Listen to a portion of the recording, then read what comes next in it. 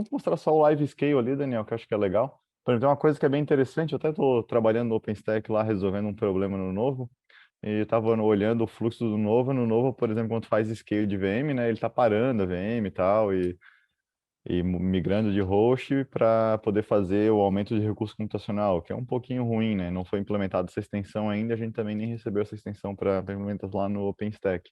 Mas no CloudStack a gente recebeu ano passado essa requisição e foi feita. Por exemplo, aqui é uma VM que o Daniel criou, acho que ela tem 512 MB de memória RAM, e, por exemplo, quero aumentar CPU, quero aumentar a quantidade de RAM da VM, faz com ela rodando no KVM hoje em dia, né? Então a gente vai lá, mostrar o HTOP ali, vai lá, chama API de Live Scale, dá para chamar pelo CloudMonk ou pela UI, tá? O Daniel vai fazer pelo CloudMonk, que é o que ele está mais acostumado ali a usar no dia a dia. O scale só da memória aqui, só para mostrar.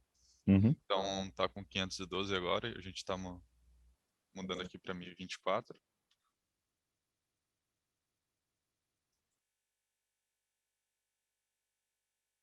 E aqui já é transparente no HTOP, ele faz ele pluga uma memória nova, né, um slot de memória novo na VM e já fica disponível aqui. Ah, já vi ele, já aumentou.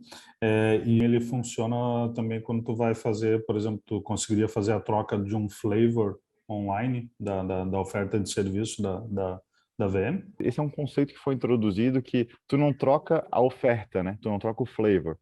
É o mesmo. Esse flavor aqui que ele está usando é um flavor chamado Custom Constraint, ou seja, ele é um conceito que existe no CloudStack, onde tu define qual é o range de recurso computacional que pode ser atribuído para uma VM. Então, quantas CPUs em range e quanto de memória RAM. Então, o usuário, quando vai alocar, ele usa esse tipo de flavor, de compute offering, e daí, quando ele quer escalar, ele simplesmente troca esses valores, entendeu? E daí Entendi. vai subindo esses valores.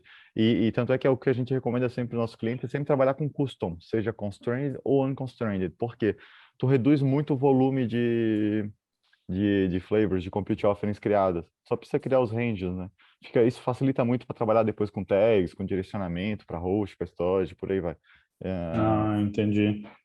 Por exemplo, se eu tivesse um flavor ali com 4 vCPUs e o meu próximo flavor é com 8. Uhum. Eu poderia criar o flavor de 4 CPUs nesse modelo dinâmico e aí Isso, ele cresceria até 7, por exemplo. isso, por exemplo. Exatamente. E daí seria o Ah, custom constrained que tu iria trabalhar. Então aqui a gente só tem uma CPU, né, nessa VM. Eu vou trocar para duas aqui. Tem um detalhe aqui.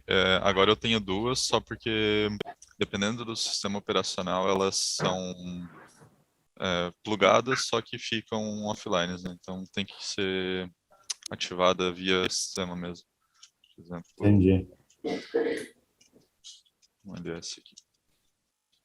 Sys devices system CPU. Aqui ele vai listar esse CPU 0 e CPU 1 agora que ele adicionou, né? É a nova que eu coloquei.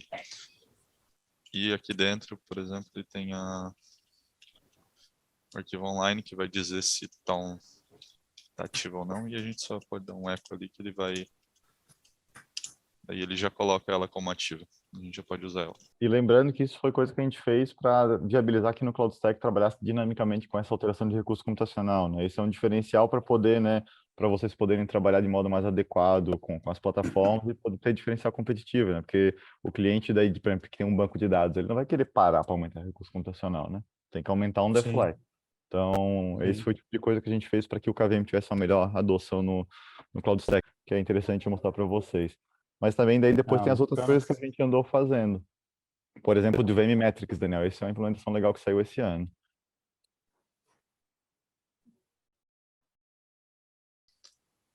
Então aqui a gente tem a Ah, bacana. métrica de memória, aqui em cima de memória, de CPU, de rede, de disco aqui também, escrita e leitura, IOPs. E isso foi o que foi feito com base em caso de uso, né? Novamente, normalmente a gente pega essas demandas, essa parte de gráfico aqui tem algumas demandas ainda para adicionar outra coisa, remover, enfim, tem algumas coisas para serem mexidas e normalmente é isso que a gente vai fazendo, né? Esse ano foi o ano que a gente trabalhou nessa questão de métricas, né? Que foi Isso é armazenar, isso aqui tudo é parametrizado, ou seja, tem uma definição, tem uma configuração que diz qual que é o tempo de retenção, qual que é o intervalo de coleta, e, enfim, daí cada um ajusta, né, pro seu contexto, para sua necessidade, né? Então tem o tempo de coleta e o tempo de retenção que a gente trabalha. E daí tem, né, o usuário final consegue ver isso. Então, não somente o operador, né, mas se vocês forem expor, por exemplo, algum dia a interface do CloudStack, isso já estaria pronto. E se não for expor, Tá. a interface do CloudStack, se vocês for ter o próprio front-end, também dá para chamar API, né, obter a métrica e projetar, fazer o que quiser de outra forma.